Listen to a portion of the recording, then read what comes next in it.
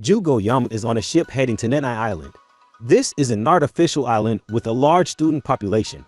Jugo is based on an online address to find a hostel at a very cheap price. The person who welcomes Jugo is Shiki Maburo. She is the owner of this inn. He sends Shiki a deposit, and he is taken to room 202. When he opens the door, Jugo sees a strange girl inside the room. Her name is Nana. Shiki says that she is not a person, but a ghost. When Nana was alive, she was murdered many years ago and became a ghost in this room. That's why the rent for this room is so cheap. Because Jugo sent Shiki the deposit, he will lose it if he leaves. So he decides to stay in this room with Nana's ghost. After a while of greetings, Nana suggests a duel.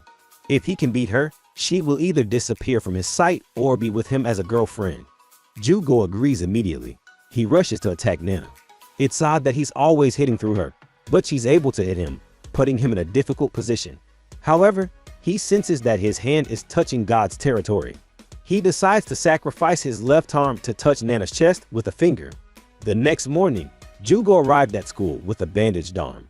Living with Nana makes it quite difficult for him because Nana always orders Jugo to go buy pudding for her and always plays games without sleeping. Jugo's most peaceful place in this room is the toilet. Accidentally, he discovers a notebook of Kasumi's that has recorded Nana's past.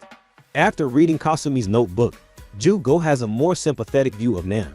Through research on the internet, Jugo learns that Nana and the innkeeper Shiki were among the 7 proponents of the Nenai Island project.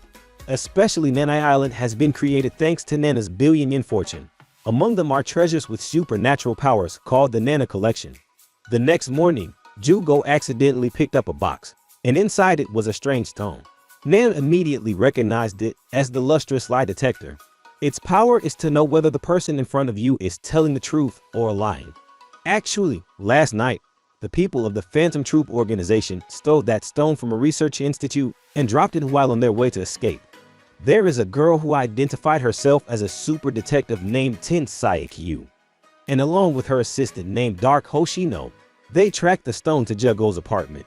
Tensai then presented some unrelated evidence and arbitrarily confiscated the stone to hand over to the police. The next day, it came out on TV that the stone thief had turned himself in, and she was always screaming that she was a super detective. After that, Tensai and his assistant, Dark, also transferred to Jugo's class. At the end of class, Jugo is invited by the student president to join Nagana's treasure hunt club. Jugo agrees because he intends to find the killer who killed Nana and help her escape.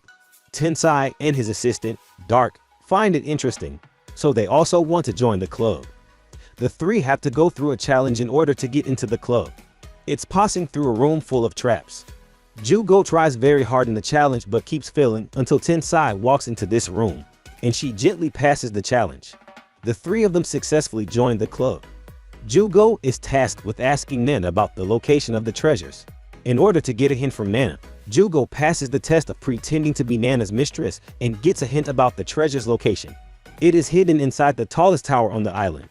They quickly found the room where the treasure was hidden. This isn't a game but a really life-threatening quest, so only the 3 Tensai, Jugo, and Bucku enter the room. In the room are passages full of traps. They will probably fall straight down from the 150th floor.